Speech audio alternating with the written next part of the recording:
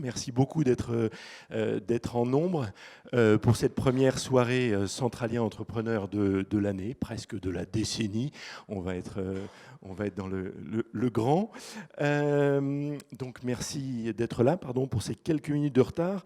D'abord, je suis heureux que vous soyez là en nombre ce soir. Donc Gilles Crespel, moi je suis centralien, j'ose plus dire 89, et nous accueillons ce soir deux profils bien contrastés que vous allez voir. Donc Oriane, que je vais laisser s'installer, Oriane Villemer et Jean-Marc Patouillot. Je vous propose de vous installer l'un comme l'autre. D'un côté, Jean-Marc, homme d'entreprise, devenu financier, assez tech, comme à peu près tous les VC le sont devenus, et puis aussi un petit peu vétéran, vous verrez qu'il peut être caustique, donc je me le permets aussi. Jean-Marc nous parlera de capital risque avec toute sa sagesse, toute sa fraîcheur, et j'espère le ton habituel des réunions centraliens, c'est-à-dire sans langue de bois, de manière avec des échanges avec la salle. Et puis de l'autre côté, Oriane, une femme entrepreneuse, pas dans la tech, avec une approche de l'entreprise qui n'est ni techno ni dans les chiffres. Et Oriane Villemer, donc pour la Fabrique de la Danse, va démarrer cette soirée. Je vous propose de les accueillir chaleureusement, l'un comme l'autre. Merci. Et donc, priorité aux dames. Oriane, je ne sais pas si vous allez nous faire swinger, ça va être rock'n'roll. En tout cas, je pense que vous allez nous sortir de nos habitudes. Faites-nous un peu rêver. Alors, swinger, peut-être. Donc, je vais vous demander de vous tenir bien droit sur vos chaises. Vous pouvez poser vos carnets, s'il vous plaît. Et puis, donc, vous mettez vos jambes. Voilà. Bien appuyées. On se tient droit, les jambes en angle droit. Et vous allez juste me suivre, tout simplement. Donc, on attrape avec la main une petite poussière à côté de son oreille. On la met là-haut. On la redescend dans la nuque. On va frotter son sternum, aller chercher sa cuisse et son genou. Vous pouvez vous pencher un peu. Voilà. Et puis on va remonter en attrapant ses coudes. On passe derrière. Ah oui, si, ça passe. Et on va chercher avec la main. Voilà, vous pouvez faire en miroir. Donc plutôt votre main, enfin comme vous voulez, c'est pas gênant. Hop, on va chercher en miroir. On va déposer l'avant-bras sur le haut de la tête. Ouais, ça fait un petit peu mal avec la paume vers le plafond. Et puis, on va ouvrir en déroulant par le coude, en mettant un petit peu le menton vers le haut. Et on va pousser sur le côté, comme si on poussait de l'air. Pas mal. Encore une fois. Donc, c'est parti. Et j'attrape ma poussière. Je la mets vers le haut. Je la fais glisser le long de ma nuque. Elle déroule sur mon sternum. Elle va jusqu'à mon genou. Donc genou opposé, donc droite ou gauche, fonction de là où vous en êtes. Je vais attraper mes coudes.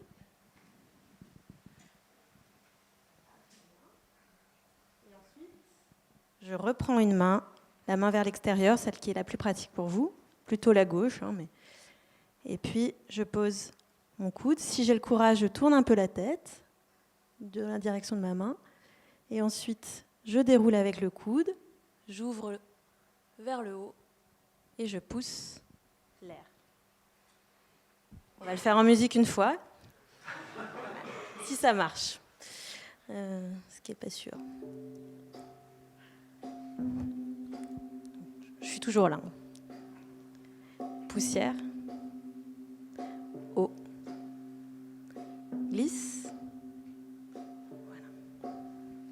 Et on va vers le genou. On monte.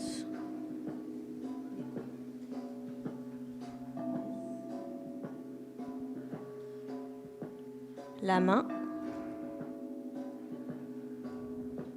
L'avant-bras. Déroule vers le haut. Et pousse l'air. Bravo. Bravo, bravo.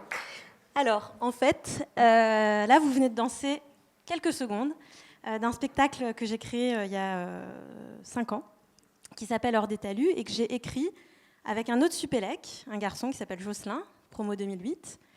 Dans les 11 danseurs, et sur cette photo, c'est la plus grande de dos, il y a Emmanuel aussi, promo 2012. Et par la suite, en fait, tout ce spectacle, il a servi de cas d'usage à la création d'un outil vidéo qui s'appelle DanceNote, avec cette fois-ci un centralien, Alexandre, promo 2017. Donc comme quoi, la danse, ça intéresse aussi les ingénieurs, pire, les hommes ingénieurs. Alors la connexion, bien sûr, elle n'est pas forcément évidente, et pas pour tout le monde la même. Donc me concernant, moi j'ai démarré la danse à 3 ans, danse classique, danse contemporaine, cursus en sport-études, donc voilà, horaire aménagé. Et puis finalement, le métier de danseuse, moi, ne m'intéressait pas forcément. Ce qui me fascinait, c'était les créateurs dans la danse, donc les chorégraphes. Sauf qu'en école de danse, on ne vous explique pas du tout comment devenir chorégraphe, on vous forme juste à danser.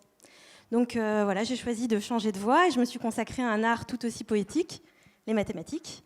Et la suite, on la partage, je crois. Classe préparatoire, concours, supélec, une année à l'étranger. Et puis j'intègre ensuite PwC pour un gradué de programme. Donc pendant quelques temps, j'avais bien mis la danse de côté, à part peut-être pendant la campagne BDE. Je vous laisse apprécier. Donc ça, je ne le montre pas à mes partenaires aujourd'hui, hein, c'est juste pour vous. Alors, on revient à du plus sérieux. Donc moi, l'entrée dans le monde professionnel, elle s'accompagne vers un retour vers mes premières amours, donc la danse. Donc je décide de créer une compagnie de danse qui s'appelle Danse en scène, une compagnie de danse amateur, c'est-à-dire que les danseurs sont semi-professionnels, ils ont un parcours à peu près similaire au mien, et ils ont une activité professionnelle la journée assez intense en général. Donc on se retrouve le soir et le week-end pour créer des spectacles, globalement. Je fais ça pendant plusieurs années, et puis tout d'un coup, je me dis, ce serait peut-être à moi d'écrire mon spectacle. Donc c'est là que je me lance. Et en fait, ça m'a vraiment profondément transformée. Et donc, je décide à ce moment-là de quitter ma carrière professionnelle. À l'époque, j'étais encore chez Franprix, donc j'avais changé d'entreprise. Et de me consacrer pleinement à la réalisation de ce rêve d'enfant, la création d'un spectacle.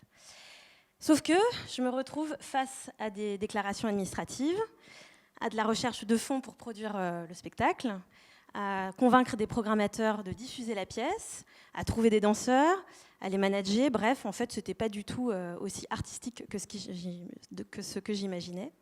Mais ce quotidien-là, en fait, c'est celui que tous les chorégraphes rencontrent quand ils décident de créer une œuvre.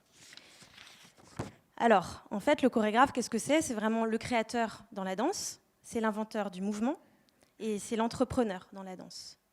Et donc là, j'ai commencé à comprendre que si on voulait vraiment garantir un avenir pérenne à la danse, il fallait vraiment accompagner les chorégraphes pour qu'ils deviennent de bons entrepreneurs. C'est comme ça qu'est née l'ambition de la Fabrique de la danse.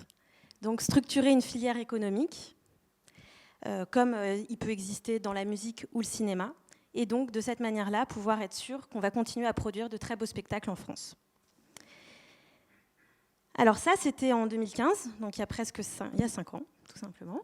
5 ans plus tard, c'est la même ambition, sauf que l'équipe, elle s'est agrandie. Donc on est une petite dizaine de passionnés avec des formations académiques variées, même s'il y a quand même pas mal d'ingénieurs pour la danse. On a aussi des expériences professionnelles assez complémentaires dans différents secteurs. Et on a tous un CV artistique, donc c'est-à-dire on a eu une vie artistique et on continue à la développer à côté. Donc ça, c'est la caractéristique de l'équipe. Et avec cette équipe, donc, moi j'ai la chance de manager et que j'ai réuni, on développe des programmes de formation pour les artistes, les chorégraphes principalement, mais aussi tous les professionnels de la danse. Et donc là, en 5 ans, on a déjà accompagné une 50aine d'artistes sur des programmes longs, donc ce qu'on appelle nous l'incubateur de chorégraphes, et on forme tous les ans à peu près 1000 personnes. Ça, c'est une première facette de notre activité. Ensuite, on travaille aussi au développement d'outils. Donc, j'ai commencé à vous parler de DanceNote tout à l'heure. Donc, on a développé un outil en mode SaaS qui s'appelle DanceNote et qui permet de faciliter la transmission du mouvement. Parce que dans la danse, en fait, là, vous avez vu, vous avez expérimenté la chose. On est obligé de parler et de montrer et donc d'être en présentiel pour transmettre un mouvement. On n'est pas dans la danse classique où c'est codifié. Donc voilà, il y a besoin d'outils et c'est le premier qu'on a lancé. Et enfin, Pour structurer une filière économique, il nous semblait évident qu'il fallait créer des passerelles vers le milieu de l'entreprise, puisque les financements publics, c'est tioche. Donc, du coup, on développe des différentes prestations artistiques et pédagogiques pour des grandes entreprises. Donc voilà, actuellement, nous, notre modèle économique, il repose sur la vente de formation en B2C.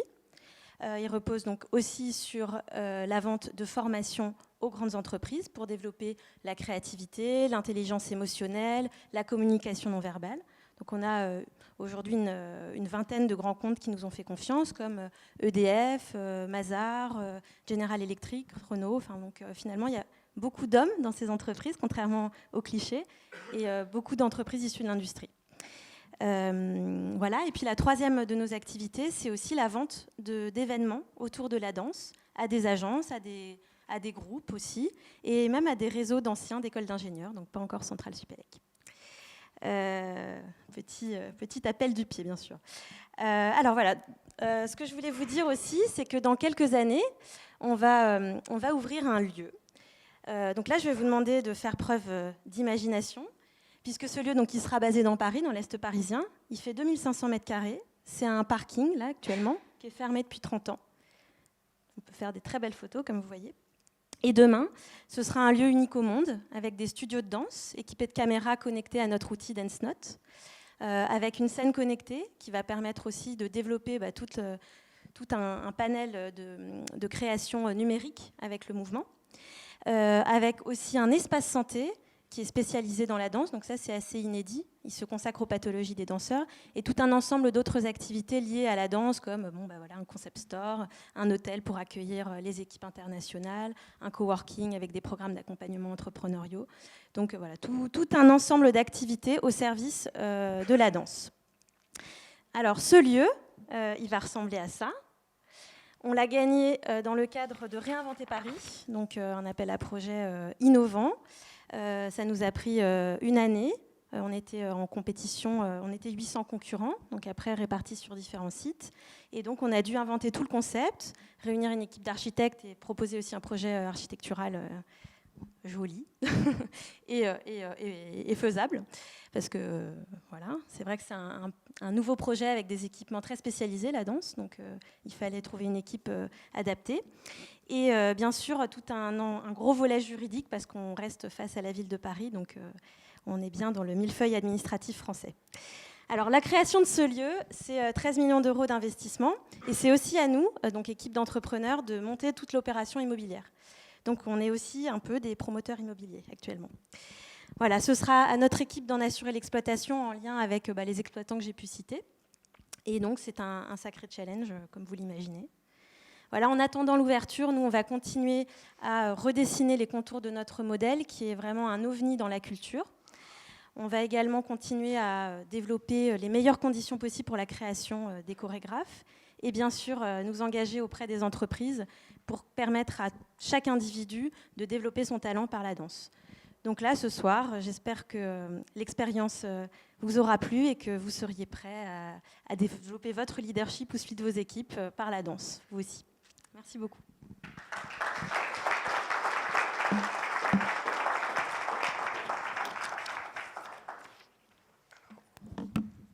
Alors, il est d'usage de laisser une petite place aux questions avant de passer à l'autre sujet. Est-ce que voilà.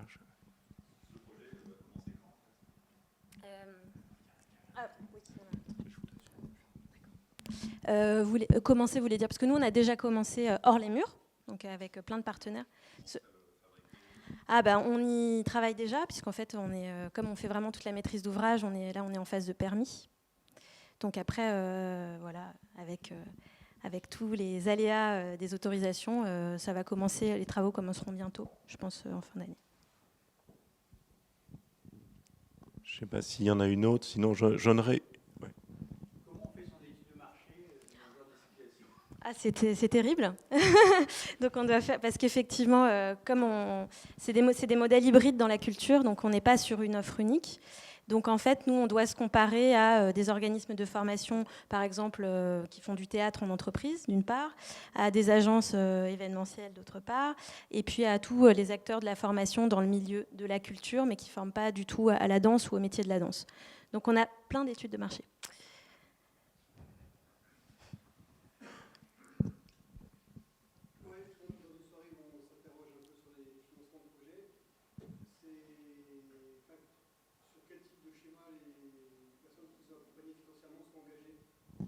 En fait, comme c'est une opération immobilière, il y a beaucoup d'emprunts.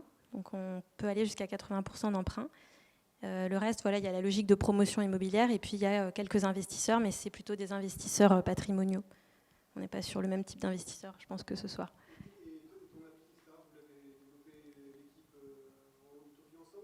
On a été aidé par BPI France et par le ministère de la Culture.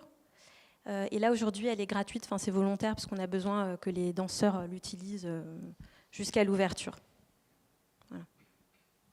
Allez, une dernière, et puis bien sûr, on pourra prolonger autour d'un verre après. Il y a peu de logiciels de représentation des chorégraphies. Il y avait Merce Cunningham qui avait fait quelque chose d'intéressant dans les années 70, pratiquement sur les premiers Apple, c'était Macintosh, je crois même. Merce Cunningham aux États-Unis. Oui. Il y a peu d'autres logiciels. Oui, voilà, il y a Merce Cunningham. Il y a Merce Cunningham qui avait ses propres outils, parce que lui, pour ceux qui le connaissent peut-être de nom, c'est un ponte et il était très en avance sur son temps. Et il y a aussi William Forsythe. Mais c'est des outils qui sont propres à leur écriture. C'est ça qui est très difficile dans la danse, c'est que chaque chorégraphe va avoir sa propre logique pour l'écrire. Donc ce qui convient à Merce Cunningham ne convient pas forcément aux autres. Donc là, c'est pour ça qu'on a fait le choix d'être sur vraiment un outil basé sur la vidéo. Et on a aussi un volet autour de la 3D, donc on a aussi modélisé ça. Après, le milieu, il est encore un petit peu trop... comment dire, il n'est pas encore assez mûr pour utiliser la 3D. Donc pour le moment, on reste sur la vidéo, mais nous, on continue à travailler sur la suite. Il y avait une écriture pour le classique aussi, mais très codifiée.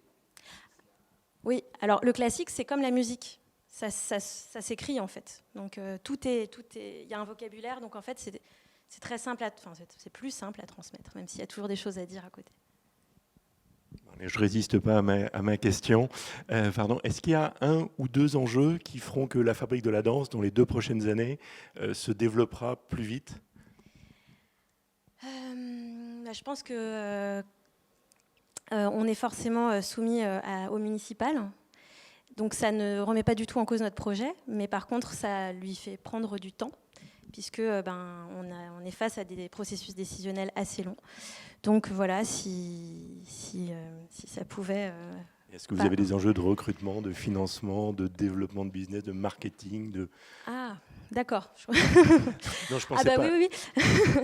Non, en fait, là, en ce moment, on est en train de finir de constituer toute l'équipe commerciale. Donc, c'est un gros enjeu pour nous, c'est de pouvoir maintenant complètement développer toute la partie en entreprise.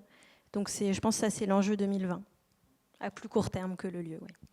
Super, merci beaucoup, une très bonne chance. Merci. Donc bien sûr, vous pourrez échanger avec Oriane au moment de l'apéritif ou du verre après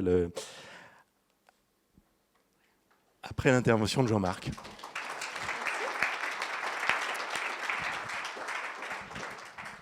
Alors vous êtes venu pour Oriane, mais vous êtes aussi venu pour écouter parler de Capital Risque. Je vais dire juste un mot. Moi, j'ai le plaisir d'accueillir Jean-Marc, que j'ai la chance de connaître depuis l'époque où il est passé de la vraie vie à la vie d'investisseur, je crois. On ne va pas compter les dizaines d'années, mais ça en fait beaucoup. Dans ce temps-là, ça fait une trentaine d'années en fait, je pense, dans ce temps-là, le capital risque a substantiellement évolué. Donc je pense qu'on aura une soirée réussie si on arrive à se projeter sur les 30 prochaines années. On ne va peut-être pas demander ça à ce point-là à Jean-Marc. le développement qui a été fait par, alors d'abord, Partech aujourd'hui est dans le top 3, peut-être mieux que ça, des ventures en France. Donc on est très honoré de t'accueillir ici. Ça a beaucoup évolué dans ce que j'ai vu de Partech, mais quand même avec quelques fondamentaux. Quelque chose qui s'est affirmé, qui paraît une évidence aujourd'hui, c'est une autonomie vis-à-vis du monde bancaire et du monde stricto sensu financier, ce qui n'était pas le cas il y a une vingtaine d'années. Il y a une deuxième caractéristique, c'est le fait d'avoir un pied américain, un pied européen. Et ça j'ai toujours vu ça et chez Jean-Marc et chez Partech, avec même aujourd'hui, tu nous en parleras peut-être, un pied en Asie. Avec forcément une évolution vers le soft, mais Jean-Marc, à la différence de quelques VC, n'est pas un exclusif soft, et j'ai vu pas mal de hardware se faire. Et puis, la dernière évolution, je pense, c'est le fait d'intervenir, je crois que c'est le cas de Partech, aussi bien sur le métier historique de capital risque, qui est la tranche intermédiaire, mais aujourd'hui avec une activité d'amorçage, de seed, avec une activité de capital risque au milieu, et puis avec une activité qu'on appelle aujourd'hui growth, donc de développement de société jusque l'IPO. Donc un métier qui a substantiellement évolué. Peut-être une question à la salle pour éclairer un peu Jean-Marc avant de démarrer, sur les domaines, je vous ai dit, de l'amorçage, du capital risque, du growth. Est-ce qu'il y a dans ces choses-là un domaine, je vais vous poser la question un par un, qui vous concerne ou qui vous touche plus particulièrement? Si on commence on va commencer par l'amorçage. Est-ce que, si vous levez la main pour se faire une idée, d'accord. Le capital risque, donc d'accord. Et le growth, donc d'accord, on est quasiment sur les trois parties. Maintenant, je vais te laisser présenter tout ça. Et puis, on se réserve, je crois, après une bonne intervention de Jean-Marc, un peu de temps pour les questions. Bonsoir à tous. Un peu de logistique. Ce sera plus pratique comme ça.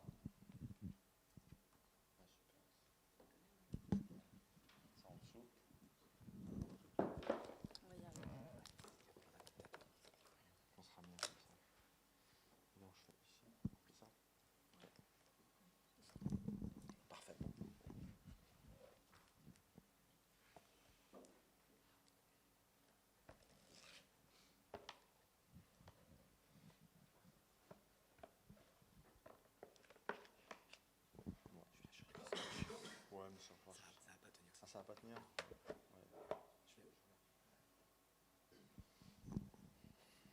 Bon.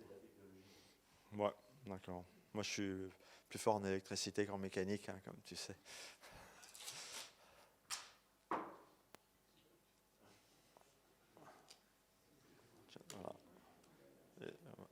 Voilà.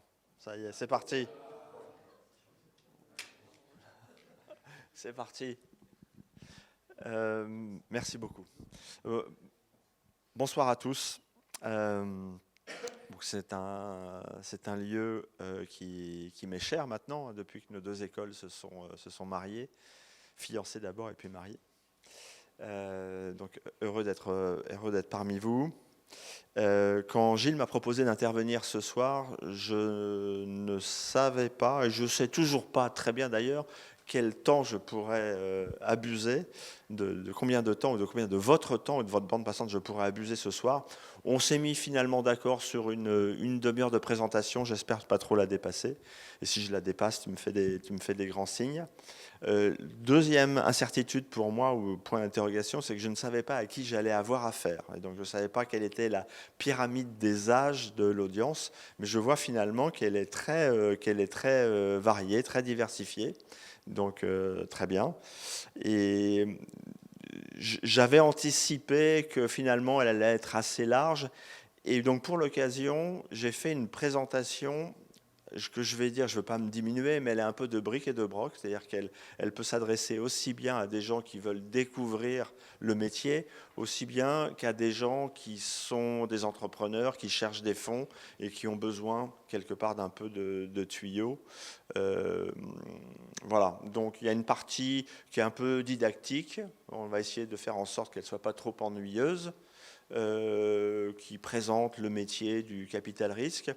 Elle pourra être agrémentée ensuite peut-être de 2 ou 3 expériences personnelles dans ma carrière de VC. J'en ai 6 ou 7, je ne les ferai pas toutes les 7, donc je vais en choisir 2 un petit peu au hasard.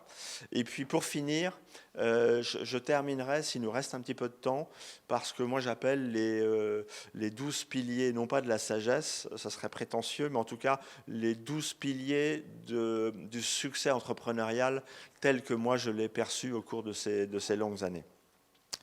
Donc voilà le programme. Donc à la fois des slides, à la fois du discours, et puis j'espère à la fin un peu d'interaction.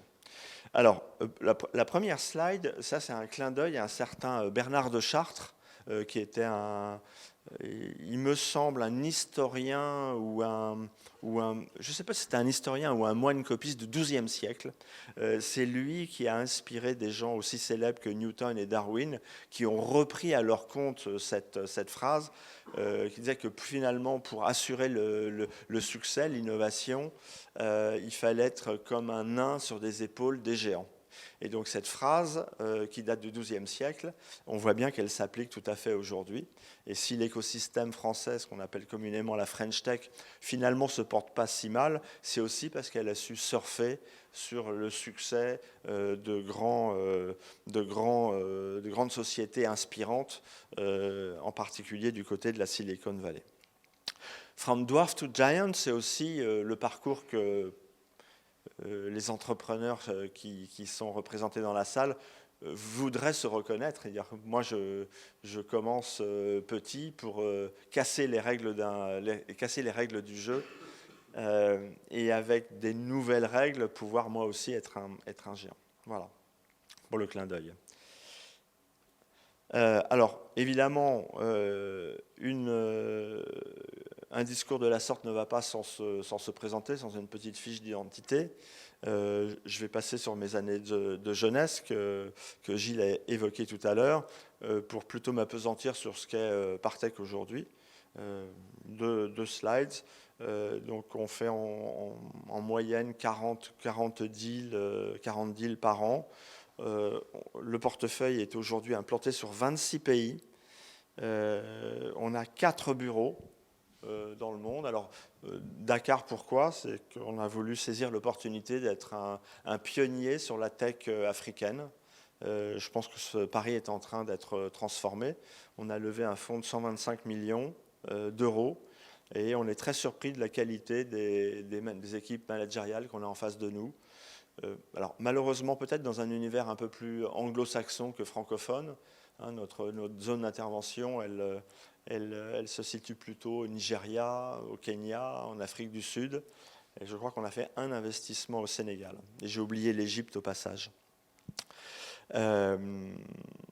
Donc Dakar, parce qu'il nous fallait une implantation locale pour gérer un fonds spécialisé dans la tech africaine. En revanche, les 3 autres pays, 3 autres localisations travaillent étroitement ensemble, puisqu'il n'y a pas de barrière géographique à nos investissements. On investit tous ensemble, aussi bien à New York qu'à San Francisco, Paris, Berlin, dans le pays scandinave.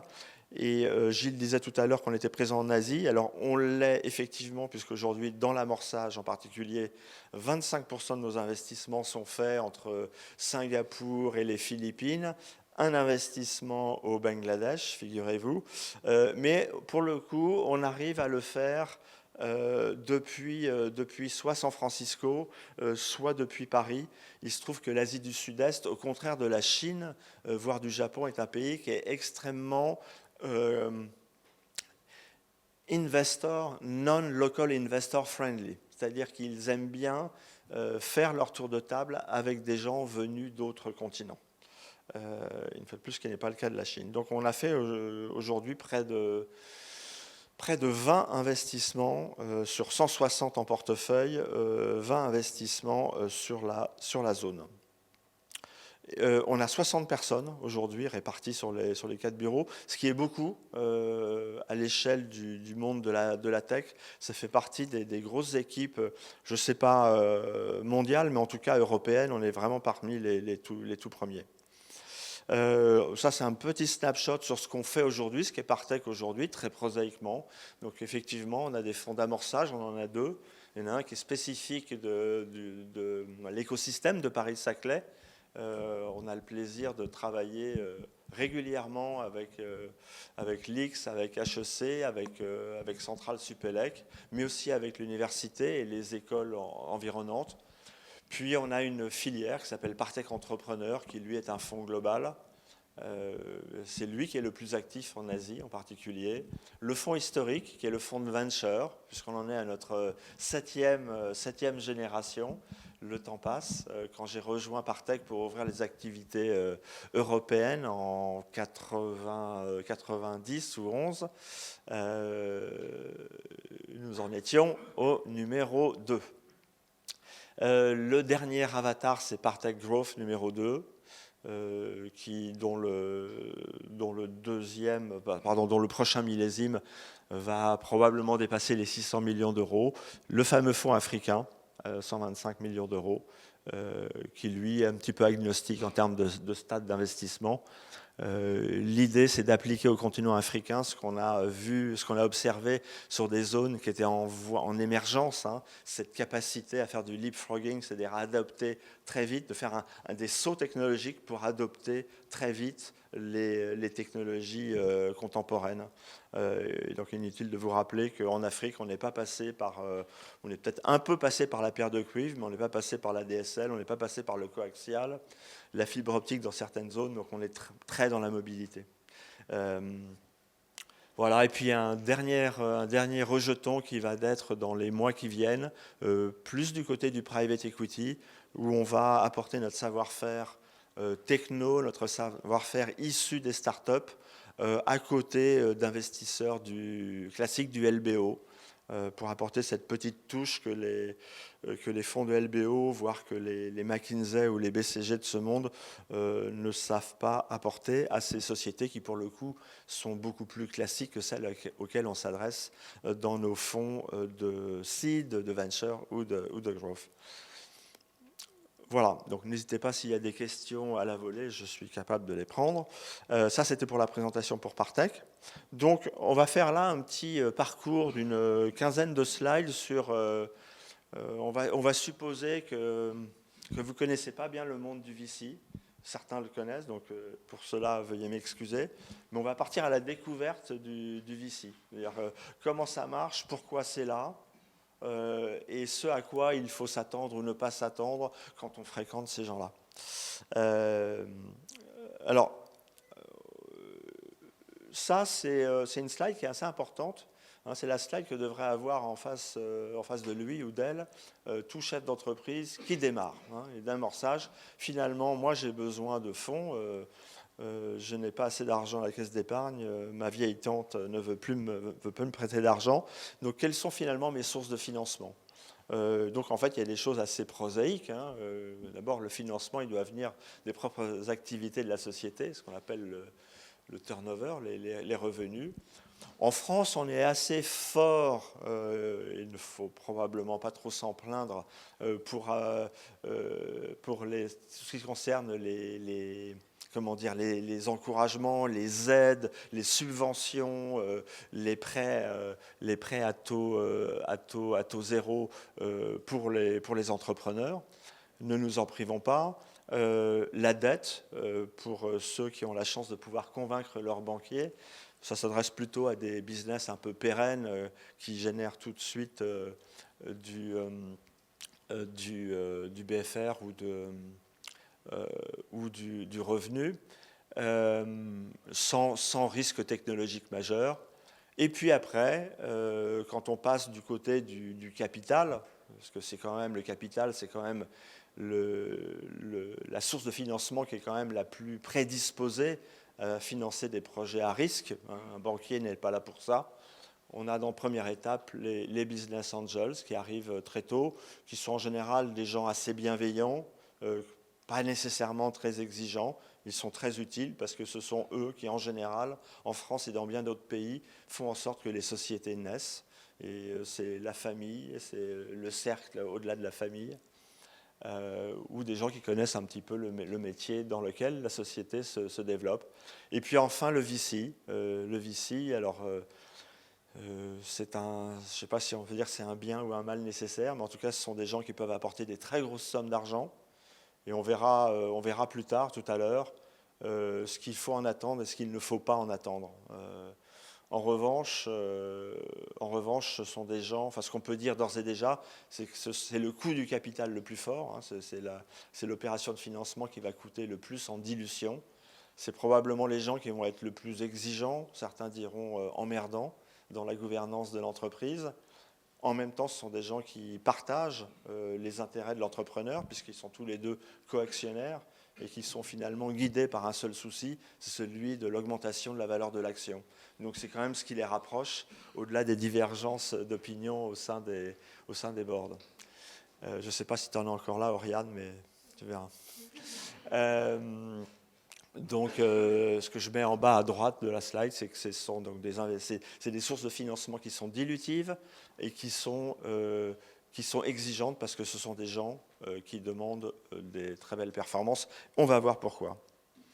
Alors, au-delà du financement, alors, excusez-moi, ce n'est pas une très belle slide, je l'ai extraite cet après-midi d'une autre présentation, mais j'ai voulu la mettre parce que tout à l'heure, Gilles a dit, Jean-Marc, il est passé du monde de l'entreprise et est devenu financier. Alors, moi, j'aimerais être que financier parce que finalement, c'est assez reposant. Néanmoins, surtout dans la très jeune entreprise, en amorçage et en venture, on bosse bien au-delà du chèque qu'on a, déposé à la banque de l'entreprise. Et au-delà de ça, premier point, je vais pas commenter toutes les couches, mais le premier point, on fait déjà beaucoup si on n'est pas toxique pour le conseil d'administration ou pour le chef d'entreprise. C'est-à-dire qu'on intervient, on est à la fois un challenger et un supporter, hein, un supporter dans les moments durs et à la limite un challenger dans les moments enthousiastes où on rappelle au chef d'entreprise que finalement le succès ne s'arrête pas là. Donc on en demande toujours plus, mais surtout on s'efforce de ne pas créer de mauvaises entropies dans l'entreprise. Au-delà, on essaye de faire en sorte de familiariser le chef d'entreprise avec un écosystème qu'il ne connaît pas nécessairement, en particulier celui des grands corporates, hein, ce qu'on appelle en bon français le enterprise market, et puis celui des ETI. Faire en sorte que ces gens-là puissent, de manière accélérée, coopérer, que ce soit en termes technologiques, commercial ou marketing. Et puis, comme je le disais tout à l'heure, au-delà de cette action en business development propre à accélérer le développement de la société, on a un rôle très humain, j'allais presque dire, de psychanalyste. On est, somme toute, la seule personne qui va rester quand tout va aller mal et même quand tout va bien. Les intérêts du banquier, les intérêts du client, les intérêts du fournisseur, les intérêts des partenaires commerciaux ne sont pas alignés sur celui du chef d'entreprise. La seule partie prenante dans tout cet édifice qui partage exactement le même intérêt, c'est son actionnaire, son coactionnaire, puisqu'ils détiennent la même action, ou en tout cas les mêmes actions. Donc c'est nous qui sommes là pour l'aider quand tout va pas très bien, et aussi l'aiguillonner quand tout va plutôt mieux. Si j'avais le temps, je vous parlerais de cette phrase je crois qu'on voit souvent ça, on entend souvent ça dans les enterrements. Je suis désolé, c'est pas très de circonstance, mais il y a une espèce de métaphore qui dit, ben voilà, je suis Dieu, je t'accueille dans le royaume, hein, de l'au-delà, et puis, mais je t'ai accompagné depuis ton baptême ou depuis ta naissance. D'ailleurs, regarde, Alors, regarde les traces. C'est une allégorie avec des traces de pas sur la plage. Et puis, il disait, bah oui, mais là, il y a des moments du parcours où il n'y a plus qu'une seule trace, donc tu n'étais plus là. Et en fait, Dieu répond à la personne, il dit, bah oui, j'étais plus là, tu vois plus mes traces parce que je te portais, mon enfant, voilà. Et ben quelque part, il y a dans cette relation Vici, chef d'entreprise, il y a quand même un peu de ça, et moi je le vis encore au quotidien. Alors, comment ça marche un fonds de VC? Alors, je vais passer assez vite parce que je fais l'hypothèse que l'essentiel d'entre vous sait comment ça fonctionne. Néanmoins, un VC, c'est une société de gestion qui lève des fonds. Alors, il faudrait que j'ai un petit rayon laser. Voilà, Partech Partner, c'est la management company. Et nous, notre métier, avant de pouvoir investir, c'est de lever des fonds dans une entité qui est une entité sans personnalité morale, transparente, dans laquelle on va attirer des investisseurs. Et on va voir tout à l'heure, dans une seconde, quel type d'investisseurs. Donc cette personnalité non morale, transparente en général fiscalement, s'appelle le fonds. Et nous, on investit. En tant qu'associé du fonds, on investit une petite partie également dans ce fonds. C'est ce fonds qui va investir dans la start-up numéro 1, etc. etc. La décision d'investissement, c'est nous qui la prenons. Ça, c'est comment dire, c'est un élément complètement, non seulement contractuel, mais même réglementaire. L'AMF demande à ce que ce soit toujours les associés de la société de gestion qui prennent la décision d'investissement versus l'ouvrir à un comité d'experts qu'il faudrait prendre un nombre impair pour avoir une décision. Et au fur et à mesure, on va accompagner, puis céder ou introduire en bourse ces sociétés. On va rendre l'argent et au-delà, si possible, au fonds. Et donc après, resservir nos LP. LP, ça veut dire Limited Partners, en d'autres termes, investisseurs. Et nous, on va... Ça, c'est un modèle absolument standard dans le monde entier. La management company, la société de gestion, retient une partie des plus-values uniquement quand on a rendu l'argent, et même avec ce qu'on appelle un hurdle, c'est-à-dire qu'il a fallu délivrer de la performance.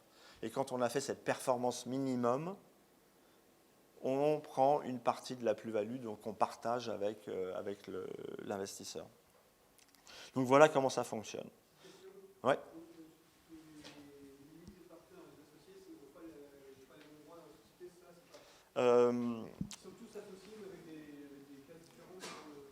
Vous voulez dire la différence entre les LP et les GP? Alors, un LP, ça veut dire Limited Partners, ça veut dire, c'est un investisseur classique. Une fois de plus, on va voir là, dans une seconde quel type d'investisseur. Lui, il a vraiment aucune responsabilité. Il n'a aucune responsabilité, on ne va jamais lui chercher de noises. Sa responsabilité est limitée, Limited Partner. Ce n'est pas une limite intellectuelle.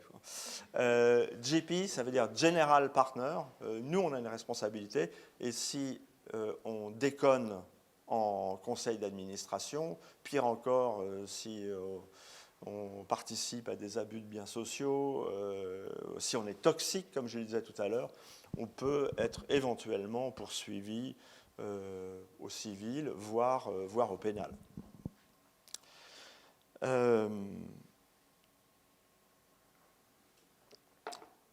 Alors ensuite, ça c'est le cycle d'investissement. Donc c'est quoi le business model d'un fonds? Ou d'associés, de GPs comme moi? C'est d'abord de lever un fonds. Lever un fonds, c'est un métier d'entrepreneur parce qu'on n'y va pas à la fleur au fusil. On y va avec un business plan, avec une stratégie, avec une équipe. On lève ce fonds. On source et on n'investit que dans des bonnes startups, bien entendu, on ne se trompe jamais. On reviendra tout à l'heure sur Win Deals with Good Terms, qui semble un petit peu paradoxal, parce que tout le monde va investir dans les good deals avec des good terms. On assiste beaucoup les sociétés du portefeuille, comme je l'indiquais. C'est une très très grosse part de notre boulot au quotidien. Probablement un bon tiers, 40% de notre bande passante au quotidien est vraiment en support industriel, si je puis dire, à nos sociétés du portefeuille. Et puis après, il y a la préparation à la sortie industrielle, sortie en bourse, qui là aussi ne se fait pas naturellement. C'est beaucoup de travail, beaucoup de préparation financière, marketing, raffinement du modèle. Et je pense à la fois aux sorties vers les corporates, mais encore pire pour les introductions en bourse, parce qu'une introduction en bourse, ce n'est pas une fin en soi. Quand on vend, nous, notre participation, et en général on le fait avec l'entrepreneur, quand on vend un acteur industriel, nous, on prend le chèque, on s'en va. L'entrepreneur, en général, il a un earn-out, il accompagne la société pendant 2 à 4 ans, donc il a encore un petit peu il a encore un peu les pieds mouillés, si je puis dire. Quand on fait une introduction en bourse, l'aventure continue. Tout le monde reste au capital. On fait en général assez peu, voire pas du tout, de cession. Elle se fait dans le temps. Donc il ne faut pas se tromper parce que après, quand on est exposé au public, quand on est coté en bourse, il y a un couperet trimestriel qui fait que si jamais on loupe les objectifs, ça peut être absolument dramatique pour le cours de la société et ça peut tuer la boîte, en tout cas sa capacité à lever des fonds ultérieurement. Je suis désolé, j'ai beaucoup de choses à dire, donc j'essaye de le faire de manière condensée. Et si vous avez des questions, si ce n'est pas très clair, vous n'hésitez pas à m'interrompre. Donc ça, c'est les 4 grands types d'investisseurs qu'on retrouve dans les fonds. Alors, il y a encore des banquiers, il y a encore des assureurs, et il y a de plus en plus de fonds de pension qui investissent dans nos métiers.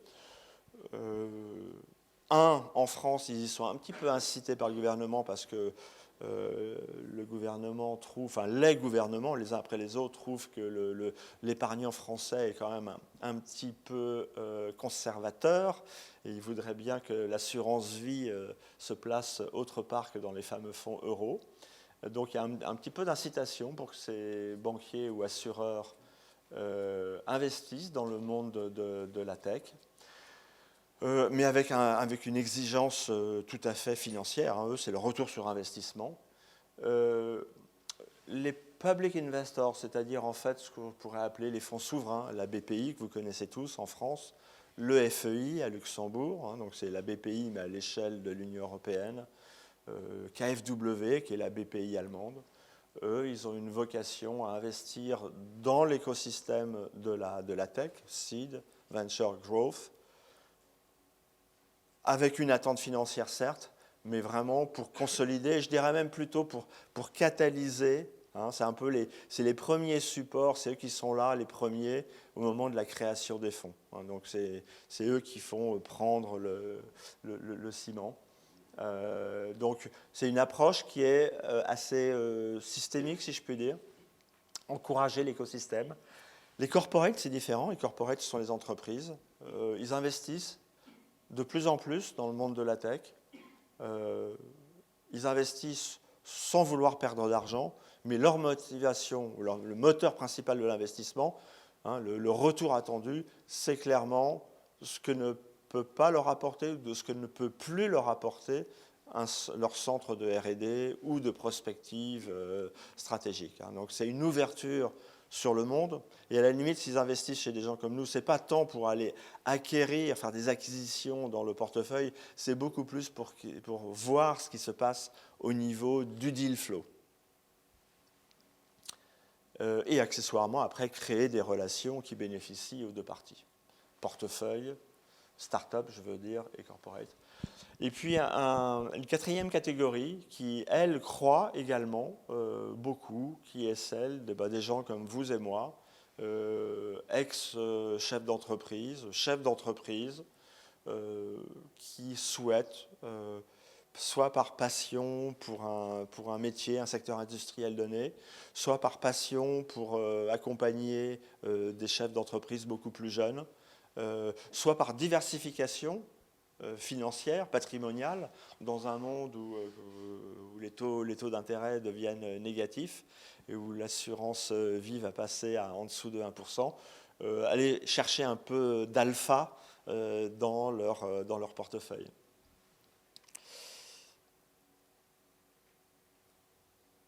Alors, à quoi ça sert un VC? Ou plus exactement, qu'est-ce que nous recherchons? Excusez-moi. Je vais aller assez vite. Une fois de plus, vous m'interrompez s'il y a un point pas clair ou s'il y a une question précise. Pardon. Juste dans la composition d'un fonds, comment tu fais pour qu'il n'y ait pas de conflit d'intérêts entre les différents LP? Par exemple, est-ce que tu peux appeler Renault et Peugeot au sein d'un même corporate comme ça qui vont surveiller la start-up? Ça frotte un peu, ça. Alors, ouais, quand c'est aussi proche que ça peut créer des frictions. Mais tu as bien compris qu'il n'y a aucun problème dans le quartile, dans la catégorie financière. La question que tu poses concerne le monde du corporate, et tu as raison. En général, nous, ce qu'on fait, c'est qu'on essaye de bâtir un 360 degrés qui représente à peu près tous les secteurs de l'industrie, des services, etc. On ne va pas mettre un PSA avec un Renault parce que, une fois plus, et Renault d'ailleurs est investisseur. Renault et Nissan, l'Alliance est investisseur chez Partech dans plusieurs fonds.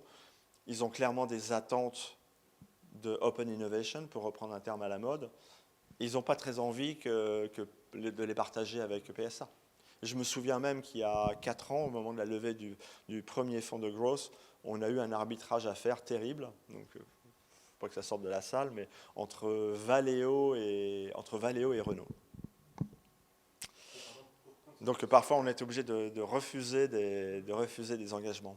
Et pour continuer sur cette même question, est-ce qu'il y a quand même un engagement du corporate vis-à-vis de vos investissements, de ne pas simplement essayer de faire un copy-paste en interne, comme c'est souvent le cas, en tout cas, il y a quand même pas dans la boîte, Ouais. il y a quand même l'envie. Nous, c'est pas open kimono, hein. C'est-à-dire que les corporates qui investissent chez nous, ils n'ont pas accès à tout.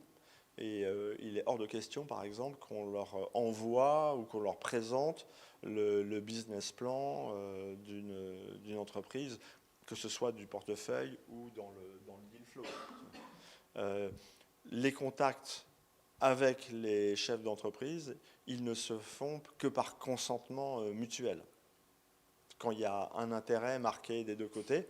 Et à ce moment-là, il y a en général, la plupart des cas, NDA, enfin Non-Disclosure Agreement. Et honnêtement, depuis que les corporates investissent dans le monde de la tech, c'est-à-dire une vingtaine d'années, en France en tout cas, et même en Europe, j'ai pas vu le problème ne vient pas de là, hein, franchement. Donc les quatre grands critères d'investissement, mais vous les connaissez, hein, là je parle comme un livre, hein, c'est l'équipe. Ce qui est peut-être un peu moins intuitif, parce qu'en général on se dit oui c'est l'équipe, et c'est le côté disruptif, transgressif de la technologie, hein, le saut quantique de l'innovation. Mais on a tendance à oublier le marché sur lequel elle se trouve. Et ça, c'est très important. C'est très, très important. Et peut-être un peu sous-estimé. Donc, il faut que ce soit un marché qui soit, qui soit start-up friendly. Et un marché qui est start-up friendly, c'est quoi? C'est un gros marché. C'est un gros marché. Et c'est un marché dans lequel tout n'est pas cadenassé, en particulier pour des raisons réglementaires. Ça, c'est le pire. Hein. Donc, les marchés publics ou des marchés qui sont cadenassés par un oligopole, pire encore un monopole. Aujourd'hui, c'est difficile d'aller s'insérer dans la chaîne de valeur de la publicité en ligne, parce que tout est trusté par Facebook et Google, enfin c'est 95%. Bon, à titre d'illustration. Donc, taille du marché et la capacité d'un acteur, hein, d'un David contre Goliath, à pouvoir modifier ou jouer avec les règles du jeu. Ou alors cette histoire de justement les nains sur les épaules des géants, Bernard de Chartres. Bon, là, pour ceux qui sont intéressés, je pourrais faire passer à travers Gilles, je pourrais vous faire passer la présentation, donc vous pourrez lire ça un petit peu plus en détail, mais on explique ce qu'on va rechercher plus précisément dans les 4 M. Donc le marché, les critères, les sous-critères qu'on y définit, le management, le business model, et puis cette fameuse traction. Comment une start-up peut arriver à prendre de vitesse un marché.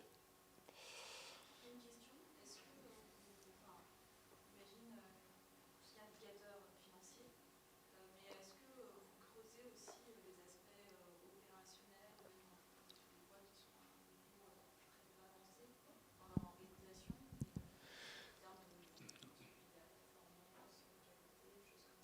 Alors, complètement. Complètement. D'abord, on essaye d'en faire... Vous allez voir comment ils bossent concrètement pendant, je sais pas, quelques jours. Ouais. Alors, c'est assez compliqué. Hein. C'est assez compliqué et c'est assez long. Mais on rencontre beaucoup les dirigeants. On les rencontre dans un cadre formel, puis on les rencontre aussi dans des cadres moins formels. Un dîner autour d'un verre, sans abuser. Et on a beaucoup de recours à l'expertise. On essaye d'évaluer le CEO, bien entendu, mais au moins toute la couche des vice presidents, enfin les N-1. C'est vraiment évalué, on les rencontre tous les uns après les autres. Et ça ne s'arrête pas là, parce que même après l'investissement, ils nous ont convaincus que, parce qu'ils ont satisfait la grille d'évaluation des 4M, après l'investissement, en général, on fait intervenir des sociétés qui sont spécialisées dans l'état des lieux et qui vont identifier les recouvrements de compétences dans l'entreprise ou au contraire les trous dans la répartition des compétences. Et ça va après au-delà. On peut même aussi travailler sur la mission de l'entreprise. Alors, mission pas forcément au sens impact qu'on lui donne ces derniers temps, mais en tout cas, bien définir sa proposition de valeur. Et donc, il y a des sociétés avec lesquelles on travaille pour ça. Et la RH, oui, on essaye de faire en sorte de pouvoir leur présenter le plus de candidats possible.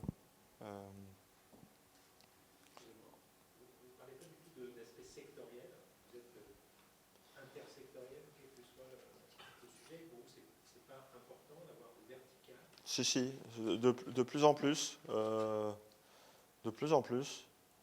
Parce que même si vous dites que vous recourez beaucoup à l'expertise extérieure. Ouais, non, mais complètement. De toute façon, maintenant, je veux dire, le marché c'est tellement professionnalisé et c'est tellement développé, hein, ne serait-ce qu'en termes de montant d'investissement, qu'on ne peut plus être généraliste. Moi, quand j'ai commencé mes premières armes de VC, peu après avoir quitté Gilles, on était stagiaires tous les deux. Moi, j'étais un vieux stagiaire, lui était un jeune stagiaire.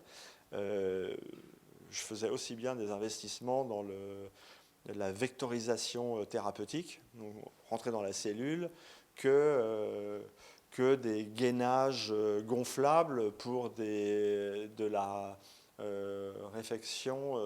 réparation de puits de pétrole, je voulais dire, donc rien à voir. Et donc on est obligé de choisir ses batailles. Je ne vais pas revenir sur tous les secteurs que couvre Partech, mais en 2 mots, c'est très IT, hein, c'est très technologie de l'information. Et ça ne suffirait pas, il faudrait que je rentre un peu plus dans le détail. Mais les thèmes à la mode aujourd'hui, la cybersécurité, l'infrastructure, parce que la grande révolution de ces dernières années, c'est quand même le passage dans les architectures de cloud.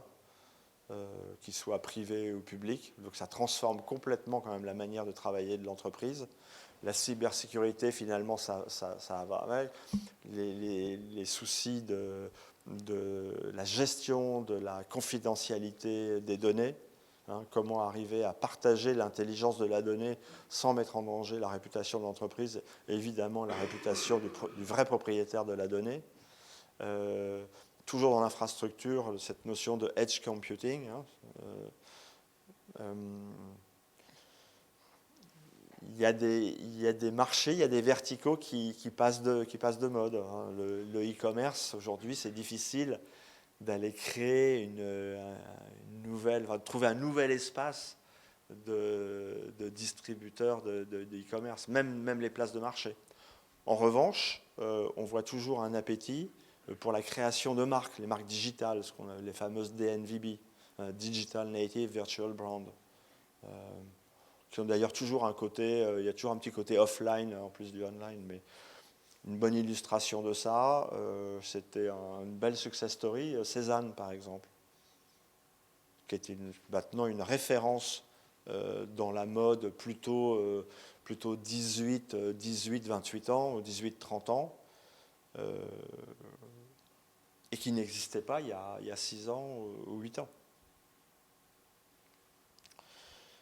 Alors, quelques petits aphorismes sur le monde du VC. Voilà, ça va être un peu florilège, mais je pense que c'est bien de l'avoir en tête.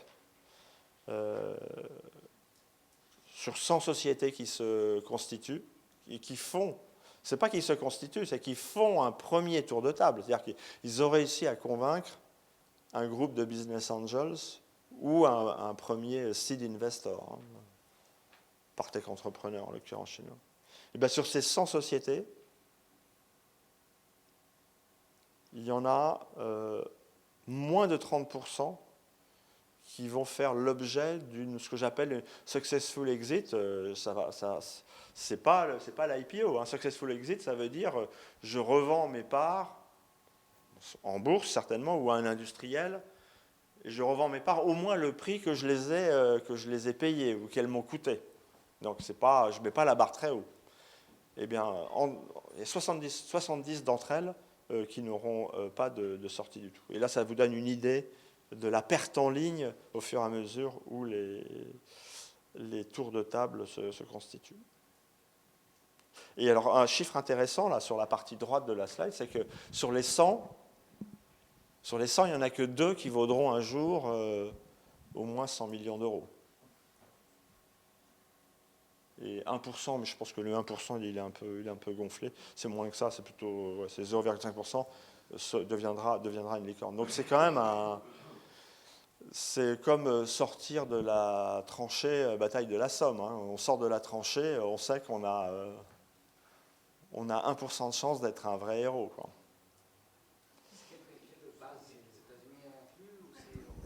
Pardon ? Ça, cette source-là, c'est US. J'aurais pu prendre la France, je pense que ça aurait été pire. Ça, c'est les US. Hein. Vous voyez, hein, c'est marqué en haut de la slide. Sur un panel de 1100 sociétés. Et vous avez les mêmes statistiques dans vos investissements ou même plus super mieux?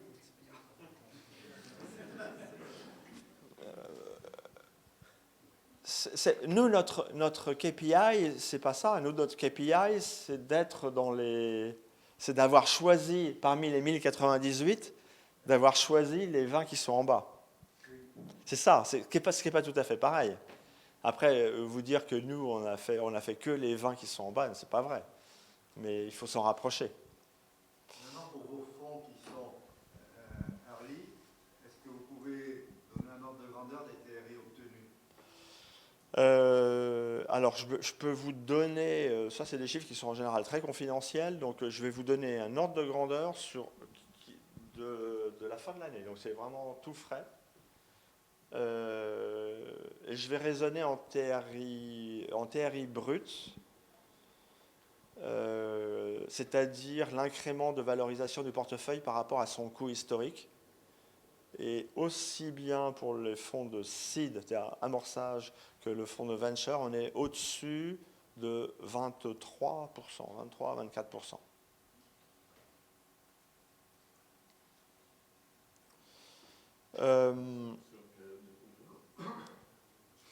Ben ça, c'est le TRI mesuré sur les fonds en cours au 31/12/2019. Ben, c'est des fonds qui ont entre c'est des fonds qui ont entre 5 ans et 1 an d'existence. Bon, cette slide, elle est un peu... Ça veut dire quoi, que vous faites du 8% par an, c'est ça? Non, mais en gros, ça veut dire que vous faites du 8% par an? TRI, c'est par an, oui. Ouais, ouais, non mais... Ouais. Bon, cette slide, elle est un peu technique. Je ne sais pas si j'aurais dû la mettre, mais en gros, ça veut dire quoi? Ça veut dire que la valeur d'une société dans les portefeuilles de fonds d'investissement dans la tech n'est pas nécessairement proportionnelle avec la durée de détention dans le portefeuille. En d'autres termes, la leçon à tirer de tout ça, c'est que les sociétés dont on a le sentiment qu'elles ne vont pas s'en sortir, qu'elles ne vont pas avoir un chemin semé de lauriers, on n'a pas nécessairement intérêt à les garder. Et si on peut trouver une solution de sortie sooner rather than later, il ne faut pas s'en priver. Mais je concède qu'elle est un peu technique. Ça, c'est très important, en revanche. Pourquoi un fonds de VC est très exigeant? C'est parce qu'on prend beaucoup de risques. Qui plus est, il nous arrive de nous tromper. On essaye de faire en sorte que ce soit moins souvent qu'à notre tour, mais on doit assurer à la fois ce risque et ces pertes en ligne, ce qui nous contraint à ce que les succès qu'on enregistre dans le fonds soient des francs succès. C'est-à-dire qu'on ne peut pas investir dans une société si on a le sentiment que c'est un safe bet, c'est un pari assez bordé, assez confortable, qu'on va faire 2 à 3 fois la mise. Ça ne marche pas pour un fonds de VC. Parce que si vous faites ça, vous serez toujours dans le rouge. Donc, d'où le degré d'exigence du VC quand il prend sa décision d'investissement, et d'où le fait qu'on fait peu d'investissements par rapport au montant du deal flow. Vous voyez combien d'entreprises avant de faire un investissement? Je crois que c'est couvert un peu plus tard, mais si c'est pas, je vous répondrai. Alors, je parlais des aphorismes tout à l'heure, donc là, il y a une série de 10 aphorismes, mais que je confirme. C'est pas... ça, c'est toute l'ambiguïté, parce que nous, on cherche à faire le tri des meilleures opportunités d'investissement, mais il faut qu'on le fasse dans les meilleurs termes possibles. Et en général, les VC de la place, surtout les bons, ont le même raisonnement au même moment et veulent investir dans la même société. Et donc, ça fait monter les prix vers le haut. Donc, c'est un arbitrage qui est pas facile. Et il faut parfois arriver à démontrer même si on paye un peu moins cher que les autres, in fine pour l'entrepreneur, c'est un pari gagnant parce que on connaît bien le secteur, il sait ce qu'on peut lui apporter, etc. Sur le truc précédent, le fait de n'investir que dans des projets qu'on considère comme très fort potentiel, est-ce que c'est aussi vrai sur la partie growth? Alors sur la partie growth, le schéma est différent parce que on va raisonner en termes d'écart type. Comme vous êtes ingénieur, vous savez tout ce que ça veut dire. Dans le seed et dans le capital risque, l'écart type est très large. La gaussienne est aplatie et elle occupe quasiment tout le spectre. Alors que dans le gros, c'est encore mieux. Dans le LBO, la gaussienne, elle est assez étroite. Et écart type faible, on sait à quoi s'attendre. Perte en ligne limitée. Et en conséquence de quoi, on est capable d'être moins exigeant sur les multiples de sortie. Dans le venture, on ne peut pas investir si on n'a pas le sentiment qu'en se débrouillant bien, on peut faire un 10 fois la mise. Dans le growth, on peut tenir le même raisonnement avec un objectif de 3 fois, pour la faire courte. Bon, ça c'est pour rappeler que quand on reçoit une opportunité d'investissement, on n'a pas, comme dans le monde du LBO, on n'a pas 50 spreadsheets sous Excel. On n'a quasiment pas d'historique, en tout cas quantitatif. Donc bien qu'on soit des très très grands experts des domaines dans lesquels on investit, qu'on a vu passer pas mal de boîtes, il y a quand même une part de pari qui est quand même qui égale celle de l'investissement, de la décision raisonnée ou rationnelle.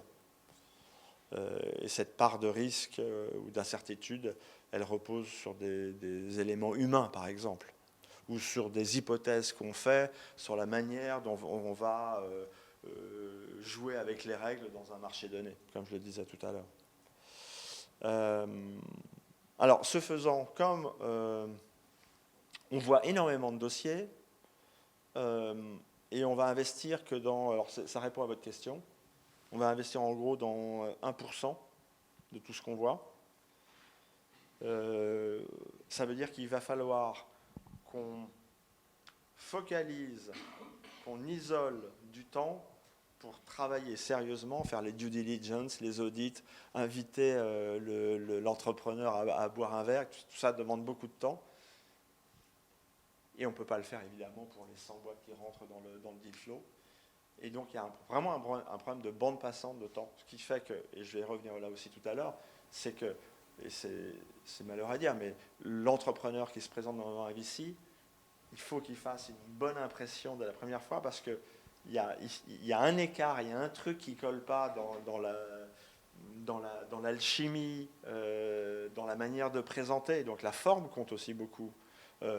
Et bien entendu, après, sur la proposition de valeur, s'il y a un truc qui ne colle pas, il n'aura probablement pas de deuxième chance. Donc notre vraie scarcity, c'est-à-dire notre vraie rareté, c'est pas vraiment le capital. C'est pas vraiment le capital, c'est la ressource de temps. Ben ça, c'est le corollaire de ce qu'on vient de dire juste avant. On décline les propositions d'investissement 99% du temps. Et pour ça, et donc il y a un côté souvent intuitif, un côté un peu alchimie. Donc c'est voilà. Il faut passer dans les fourches collines. Bon, voilà, la suite, je vous laisse lire de vous-même, mais c'est le corollaire. Ah oui, alors ça, évidemment, le beurre et l'argent du beurre. Donc, comme on est dans un monde d'incertitude, dans un monde de risque, c'est clair que tout ce qui est de nature à pouvoir borner ce risque, ça renforce. Donc, c'est vrai que aller voir un VC, il faut choisir son moment pour aller voir un VC. Il y a une question de momentum. Au moment de la signature de beaux contrats, au moment où on est arrivé à démontrer que le produit... Comment un VC vous évitez les biais cognitifs? Parce que l'intuition, Là, c'est une bonne question. Logiquement, ce qu'on devrait faire et qu'on ne fait pas, c'est qu'à partir du moment où un partenaire fait un investissement réussi, il a financé une success story dans un domaine, ça introduit un biais cognitif. Parce qu'il va voir tout ce que ça a coûté comme sueur et comme peine pour arriver à cette sortie. Et moi, je le vois bien, même à ma propre échelle. Il y a des tas de domaines dans lesquels j'ai j'ai pas envie de regarder, j'ai pas envie d'investir, parce que je me dis, on en a tellement bavé, même si on a fait des très belles sorties. Moi, je pense notamment à des boîtes comme La Fourchette ou Tids, qui ont été des belles sorties. La Fourchette vis-à-vis de TripAdvisor et Tids vis-à-vis de Altis. Mais on a l'impression de tellement bien connaître les arcanes du secteur et toutes les embûches qu'on se dit, bon, non, mais c'est trop dur pour une start-up, quoi. Et donc, en fait, il faudrait changer de secteur, quoi. Mais on ne le fait pas parce qu'en même temps, on a acquis de la connaissance, on s'est créé un écosystème. Tu me dis, Gilles, pour le timing, hein. Pour l'instant, on te laisse. Ouais. Je pense qu'il y a eu quelques questions. Donc, Ouais, d'accord. si tu consommes un peu de temps de questions, on continue sur ce. Okay. Mais tu peux avancer. Ok, d'accord, j'avance. Bah ça, j'aurais pas le temps de couvrir tout ce que j'avais prévu, ça c'est clair. Ah oui, alors ça c'est très important. Le VC est un être éminemment malin et pernicieux. C'est que vous venez le voir, quelque part vous l'aidez à découvrir un nouveau domaine, un nouveau vertical, une nouvelle manière de voir les choses.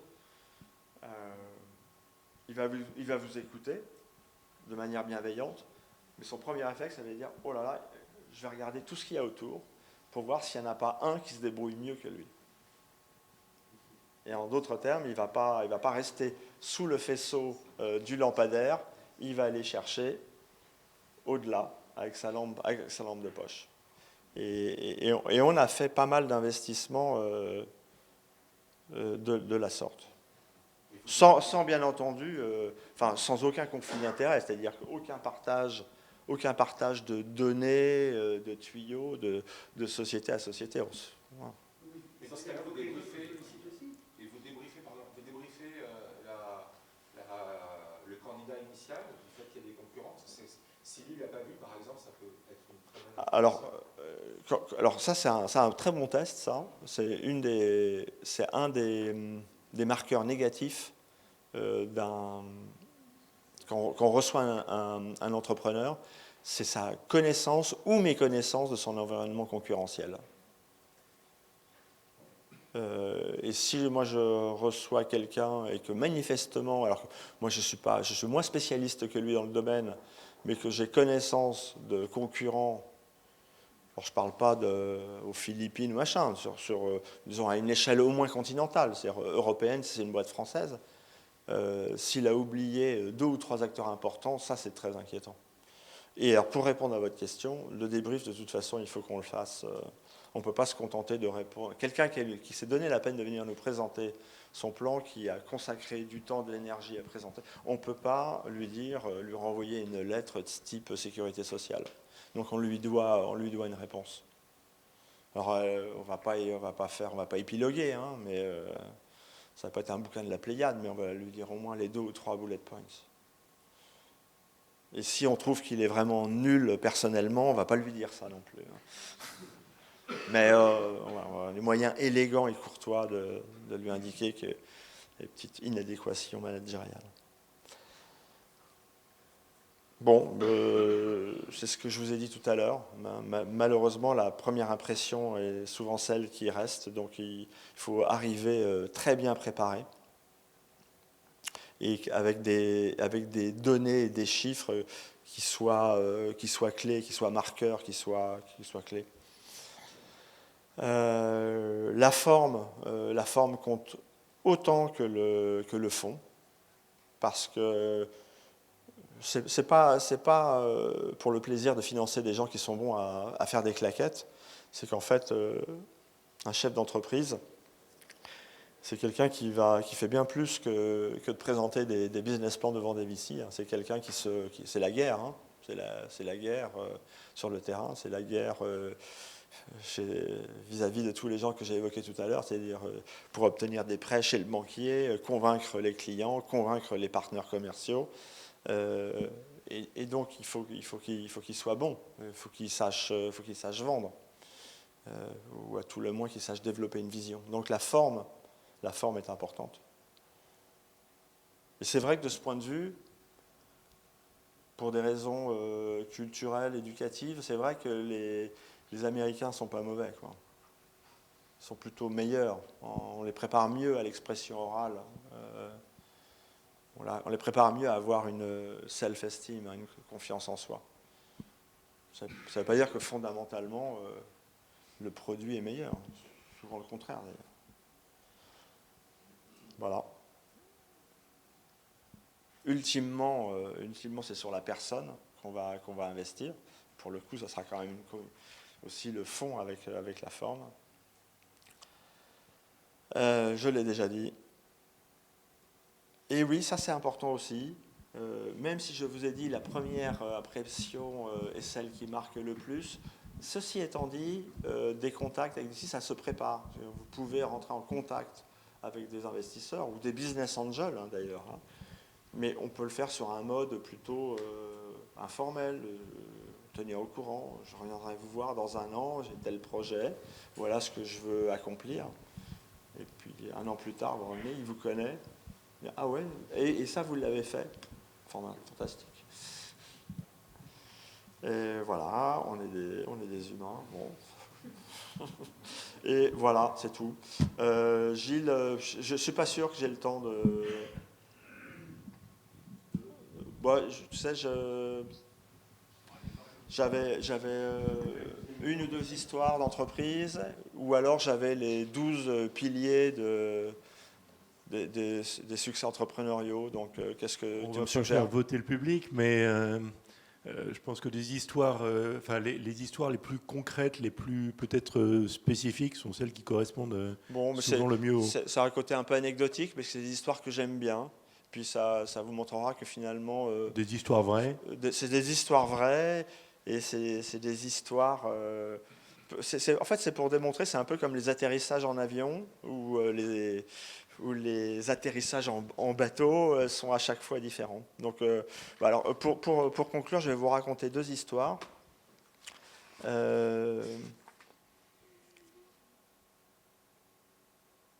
Et ça va illustrer le fait que il faut vraiment penser out of the box. C'est surtout ça. Pas aller vers la masse, pas aller vers le lieu commun, pas aller vers la pensée dominante. Donc ces deux histoires, c'est une histoire californienne et c'est une histoire israélienne. Alors la première histoire, elle date puisque c'était dans les années 1995. C'était du temps où les grands systèmes d'exploitation s'appelaient Windows, qui était plutôt c'était promu par Microsoft, qui était un système d'exploitation très grand public, très PC. Et puis après, à côté de ça, il y avait un système d'exploitation alors très, très sérieux, très ingénieur, très industriel, qui s'appelait Unix. Ceux qui ont moins de 20 ans ne comprendront rien à ce que je raconte, mais voilà. Linux, Unix, bien sûr. Voilà, exactement. Et j'ai vu deux sociétés. Donc, il y en a une qui était au Texas et l'autre qui était en Californie. Et alors, j'avais une grosse pression. Moi, à l'époque, j'étais un plutôt jeune padawan. Donc, j'avais un directeur général. Ouais, on nous a recommandé, il faut que tu vois cette boîte au Texas, là, c'est du sérieux. C'était des logiciels de supervision de processus manufacturiers. Laiterie, fabrication de boulons, etc. Donc, quelque chose qui permettait à un opérateur dans une salle de commande de contrôler tout son processus manufacturier à travers des écrans, des boutons, des lumières vertes, des lumières rouges. On dit, ouais, bon, voilà, cette boîte au Texas, elle nous est recommandée par un bon ami du fond. C'est du sérieux, c'est du Linux ou c'est de l'Unix. Et bon, ok, puis je rencontre le gars, puis je sais pas, l'histoire prend pas vraiment, je me trouve un peu lourdingue. Et puis j'appelle un distributeur intégrateur à Marne-la-Vallée qui se trouvait être l'importateur de cette boîte du Texas.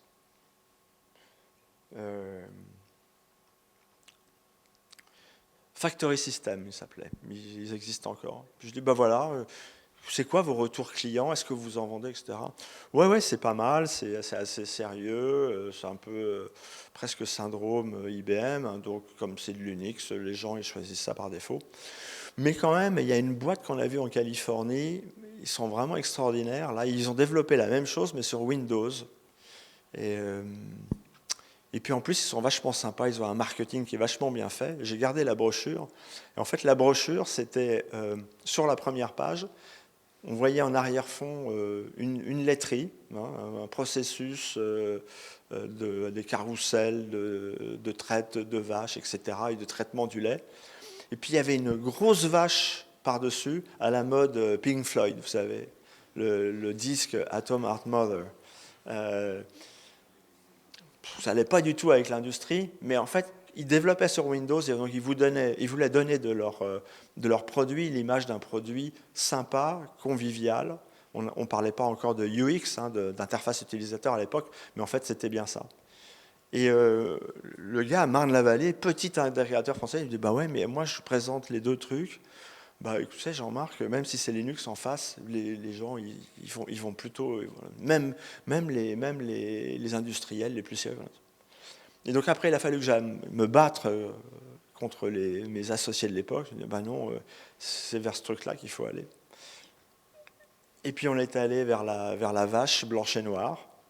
Et on a introduit la boîte au Nasdaq 4 ans après. Ça allait vite à l'époque. Et on a fait 35 fois la mise. Voilà, ça c'était la première histoire.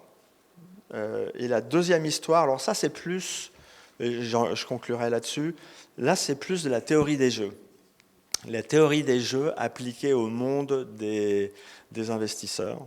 Donc c'est une boîte israélienne, elle faisait ce qu'on appelait des réseaux wireless à grande échelle, donc ça s'appelait WiMAX, donc c'est du broadband wireless.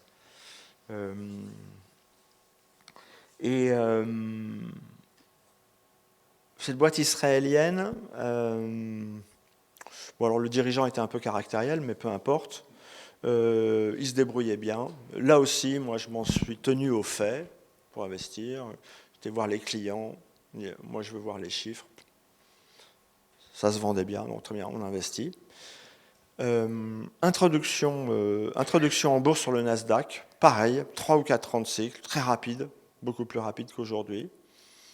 Quand on introduit une société au Nasdaq, comme on est investisseur qualifié, qu'on est au conseil d'administration, on n'a pas le droit de mettre ses actions sur le marché. On ne peut pas les vendre le jour de l'introduction et pendant une période de ce qu'on appelle un lock-up, pendant une période de 6 mois. Donc, collé pendant 6 mois. Ce faisant, moi je commençais à avoir des doutes sur la pertinence de ce marché parce que finalement on commençait à voir apparaître ces notions, ça n'existait pas encore, mais on voyait venir les réseaux mobiles, GSM, il y avait de l'autre côté du SPAC, il y avait le Wi-Fi, et la combinaison de l'ancêtre de la 3G, du Wi-Fi, et puis aussi des réseaux connectés avec du Wi-Fi localisé, faisait que je n'étais pas très, très confortable avec cette notion de broadband wireless. Et pendant la période de lock-up, Siemens, lui, très convaincu de l'affaire, s'est dit, bah, écoutez, moi, je vais investir dans la boîte. Elle est publique, mais je vais quand même investir dans la boîte. Et mieux que ça, je vais permettre aux investisseurs qui sont sous lock-up de sortir une part de leurs actions. Je crois que c'était 20%. Ben, que s'est-il passé? Que se passa-t-il? Les investisseurs qui avaient ou pas les mêmes doutes que moi sur la pérennité, sur la vision du marché à long terme, se disent « Quoi? On nous permet, avant la fin du lock-up, d'avoir de la liquidité, bah donc je prends. » Okay, donc ils disent « Ok, moi je vends 20% de mes parts à Siemens, etc. » Le problème, c'est qu'il y avait une petite clause que tous les gens n'avaient pas lue, ou s'ils l'avaient lue, ils ont eu tendance un peu à la mésestimer ou à la sous-estimer, qui disait que Pour tous ceux qui accepteraient d'être rachetés par Siemens, il y aurait une prolongation du lock-up de 6 mois supplémentaires, ou de 3 mois, je ne sais plus. Pas grave, on y va, allez hop, on vend. Et moi je dis, bon, ils y vont tous, qu'est-ce qui se passe si moi je n'y vais pas? Je vais rester tout seul, je ne vais pas vendre mes actions, pas de liquidité, sauf que le 12 octobre 2000 quelque chose, je serai tout seul, je serai le seul sur le marché à pouvoir vendre mes actions, ma sortie de lock-up, sans afflux de tous les autres investisseurs. Et bien c'est exactement ce qui s'est passé. Donc là aussi, on a fait un multiple de près de 30 fois la mise. Et tous mes amis investisseurs qui avaient vendu leurs actions dans Siemens ont fait un résultat calamiteux. Certains même ont perdu de l'argent. Parce qu'en fait, cette notion de broadband wireless, WiMAX, ça c'est parti en déconfiture très rapidement. Voilà, donc out of the box. Mais ça n'arrive pas à tous les coups. Merci à tous.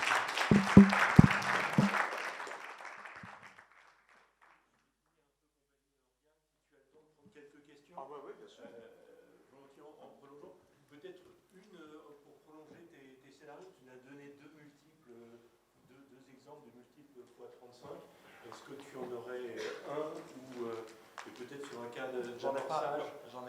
J'ai pas de fois 35 dans les 10 dernières années, malheureusement. Non, j'allais dire, est-ce que tu aurais une expérience moins heureuse dont tu aurais envie de parler? Je commence en bas, comme ça il n'y aura plus de questions difficiles. Des expériences moins heureuses, il y en a beaucoup. Après, tu vas me demander pourquoi elles ont été malheureuses. Non, c'était une... Mais... Je ne sais pas si j'ai envie d'en prendre une en particulier. Il n'est pas allumé, je pense. Il n'est pas allumé. Ah, je reprends celui-là. Voilà, c'est bon.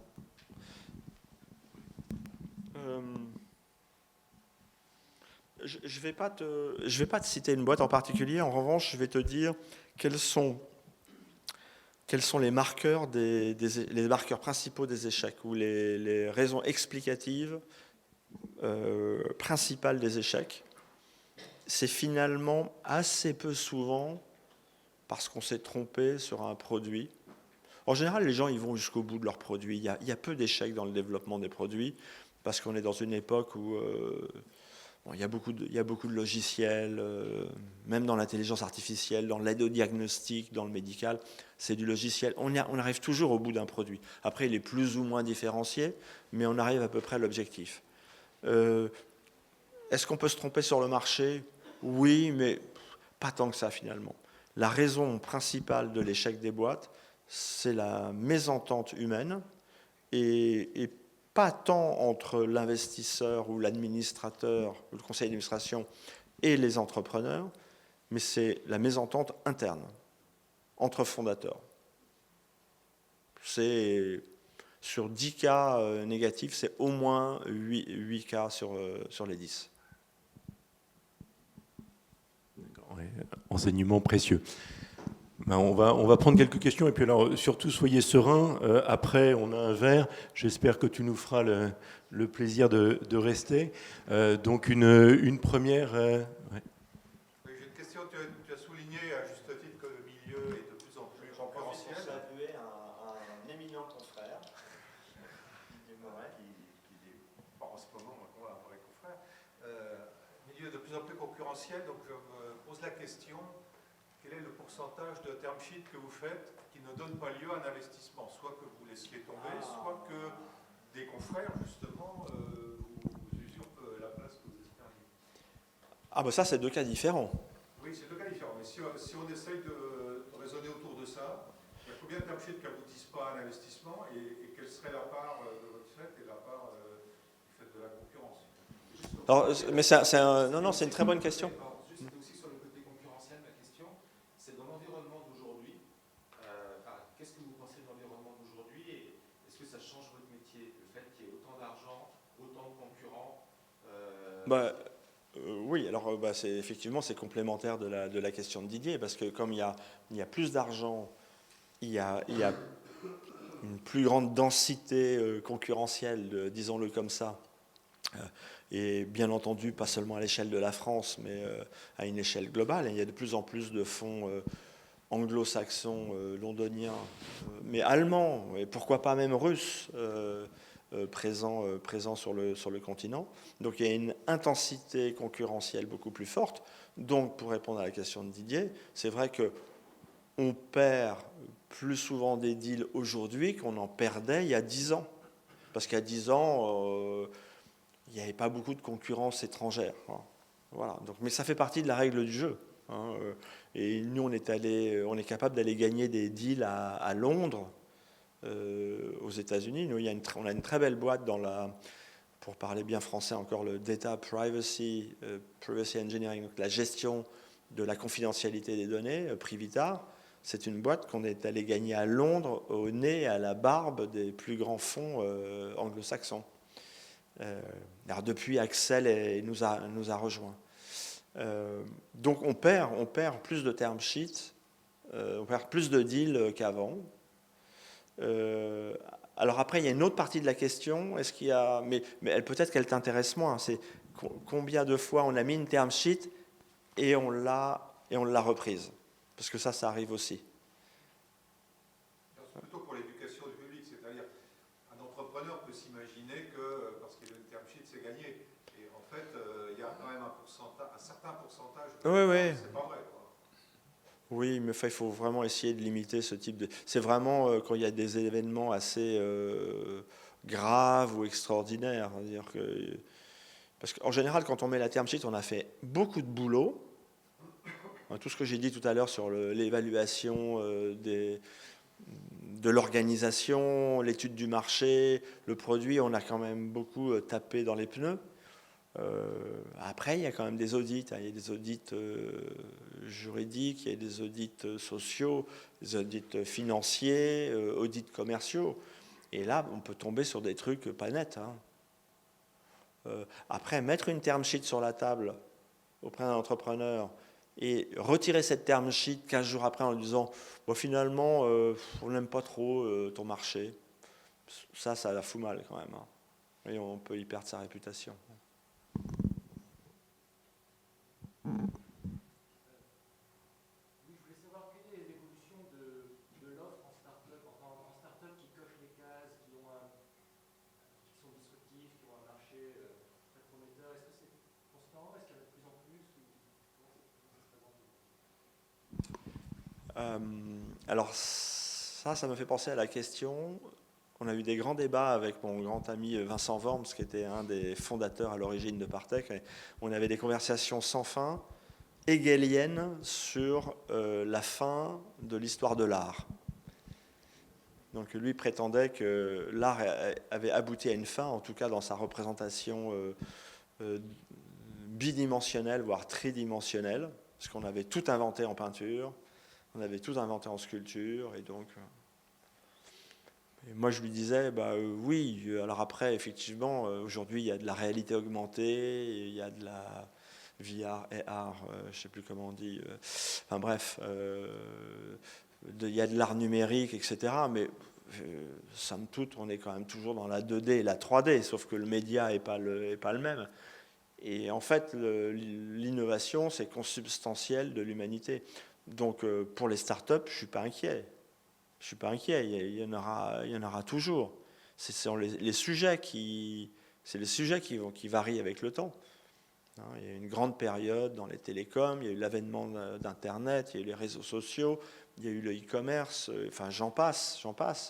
Aujourd'hui, il y a quand même des sujets qui reviennent régulièrement, et heureusement d'ailleurs, c'est des sujets portant sur la résilience au sens presque agricole du terme, sur l'économie circulaire, sur l'impact, les solutions multimodales, la réinvention de la ville, l'usage de l'hydrogène comme stockage de l'énergie. Donc c'est inépuisable. Donc tant qu'il y aura des homo sapiens, il y aura des start-up. Sinon, ça serait très triste.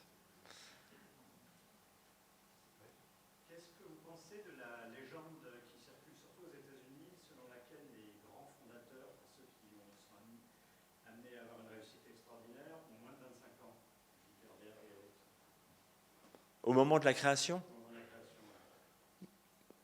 Ouais, je sais pas si c'est une. Alors je sais pas, mais enfin de fait, il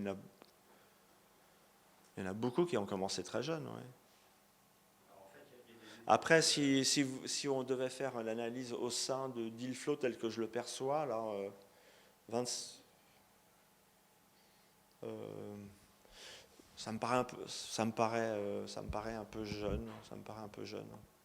Mais sur la base de nos statistiques. Alors après, peut-être que, parce que là, ce dont vous me parlez, c'est quand même Facebook, c'est peut-être Slack, c'est peut-être Square, enfin des boîtes emblématiques auxquelles personne ne voulait croire, parce qu'elles sont tellement disruptives que personne ne veut y croire au début. Alors peut-être qu'il faut être beaucoup plus jeune pour faire ça. Parce que quand vous avez, quelqu'un me parlait des biais cognitifs tout à l'heure, peut-être qu'à 35 ans, vous avez accumulé trop de biais cognitifs, et finalement, la grande idée qui déménage tout, vous n'allez plus l'avoir. En fait, il y a des études universitaires qui montrent que c'est plutôt à 45 ans le plus créatif. Mais cette Ok. méthode est entretenue par les fonds américains. Ouais. Et alors, certaines mauvaises langues disent parce que c'est. Oui, mais alors. Ouais. Ouais. Bon, je sais pas. Il y a quand même. Il ne faut pas négliger le syndrome du biais cognitif. Quand même. Après, on a beaucoup plus d'expérience, on est encore en forme. Il ne faut pas oublier Oriane, hein.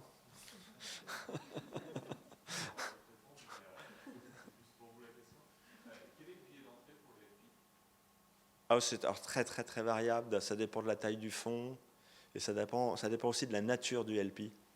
Par exemple, il y a des particuliers. Alors c'est des particuliers, c'est pas du retail, hein, c'est pas du retail, mais pour les fonds d'amorçage, ça descend jusqu'à, j'ai peur de dire des bêtises, peut-être 100 000 euros. Enfin.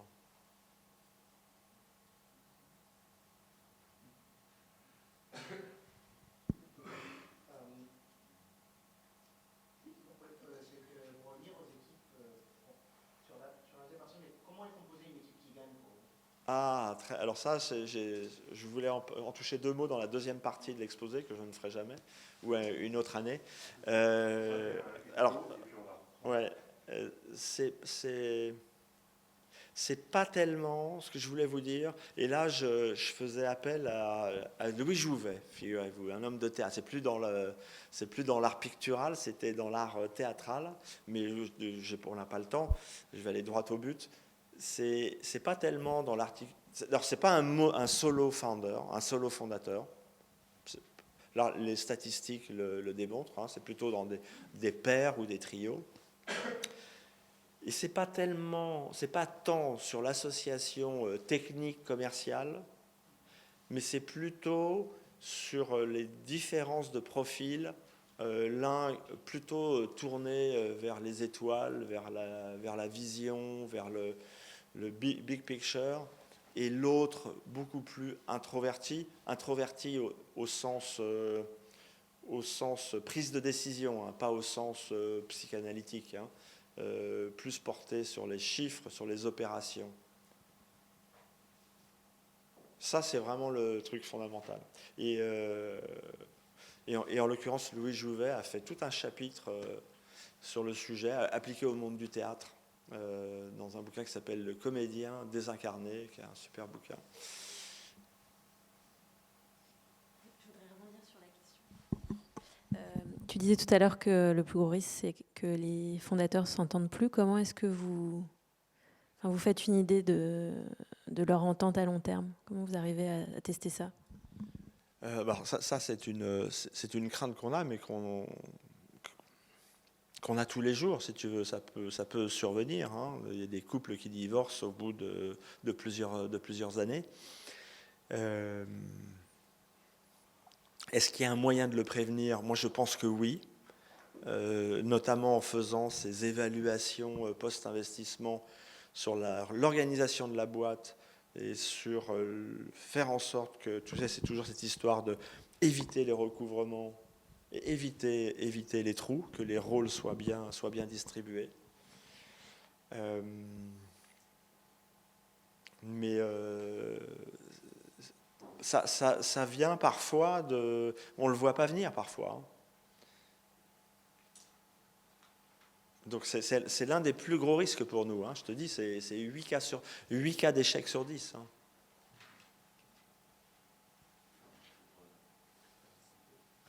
Bon, non, c'est toi le mec de cérémonie. Ouais. À l'inverse, quel est le profil des VC? Est-ce que c'est des anciens chefs d'entreprise, anciens entrepreneurs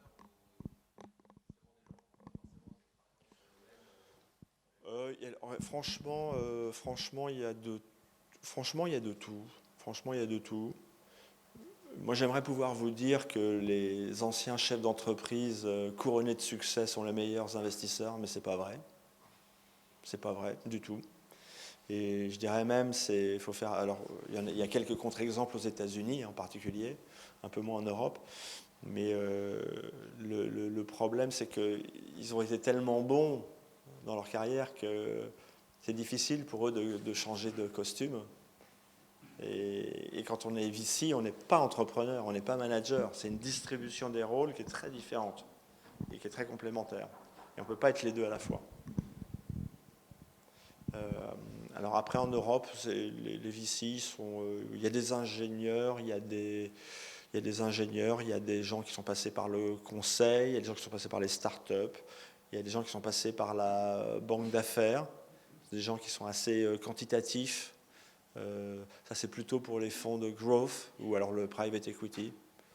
Mais c'est quand même assez diversifié et c'est de plus en plus mixte aussi, heureusement. Et puis on poursuivra si vous voulez. On vient de tourner le gong, il est 21h. Je vous propose de prendre encore une question. On aura deux questions. Et puis on poursuivra vraiment autour d'un verre. Donc au fond, j'ai vu que... On peut voir débuter une petite vague intrapreneuriale. Ouais. Admettons que celle-ci persiste et permette à des corpos d'innover de façon performante. Quelle serait à terme l'évolution du métier du VC et des facteurs sociaux entrepreneuriaux? Okay. Alors, l'intraprise, c'est quand même un phénomène très minoritaire. C'est à encourager parce qu'il y a des vocations dans l'entreprise. En tout cas, ce n'est pas à décourager. Maintenant, il y a des gros problèmes de gouvernance. Sauf à ce que l'intrapreneur devienne un extrapreneur, ou je ne sais pas comment on dit. C'est-à-dire qu'il sorte complètement du giron de la boîte. Mais auquel cas, nous, c'est business as usual. Quand l'intrapreneur reste intrapreneur, c'est quand même pas facile. Parce qu'il y a un problème d'agilité des organisations qui est...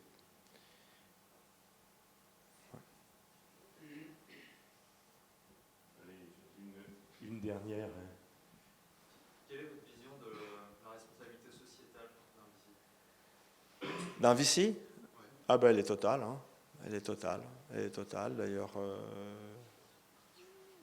ça se traduit de plusieurs manières. Nous, ça se traduit d'abord dans les tests d'investissement ou dans la stratégie d'investissement. On regarde de plus en plus dans les domaines à impact, économie circulaire, le recyclable, etc.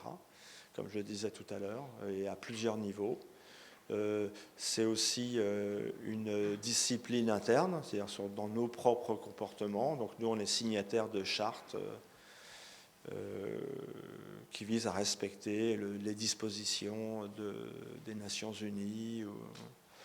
Et aussi au niveau du portefeuille. C'est-à-dire que nous, on demande des rapports, ce qu'on appelle, je crois, ESG, à toutes les sociétés du portefeuille. On en fait une synthèse et on reporte à nos propres LP. Si je peux préciser, ouais. Donner un exemple, Amazon, une statistique d'Amazon qui, pour un emploi créé chez Amazon, 3 emplois locaux qui disparaissent.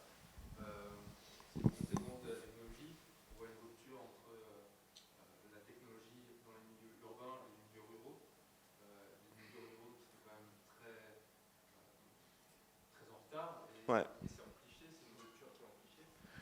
Alors ça, Gilles, ça doit faire l'objet d'une soirée parce que c'est très important, c'est très important. Bon, les chiffres que vous donnez, moi je les ai pas vérifiés. Et, suivant que c'est Jeff Bezos qui le dit ou que c'est Emmanuel Todd qui le dit. Ouais, c'est Mounir. Alors ok, donc on va vérifier alors. On va vérifier.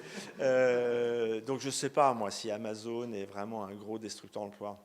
Et moi ce que je vois, mais c'est pas forcément bien d'ailleurs pour l'empreinte carbone, c'est que je vois plein de petits livreurs à mobilette, en camionnette, au fin fond de la campagne circuler. Ben, ça c'est des emplois qui n'existaient pas avant. Enfin bref, je sais pas si c'est les meilleurs emplois.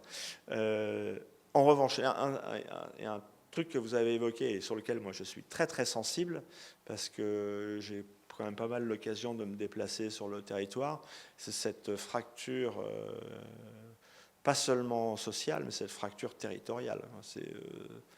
C'est assez angoissant quand on se balade dans l'Indre du côté de Leblanc ou quand on se balade dans la vallée de la Moselle là, du côté de Givet.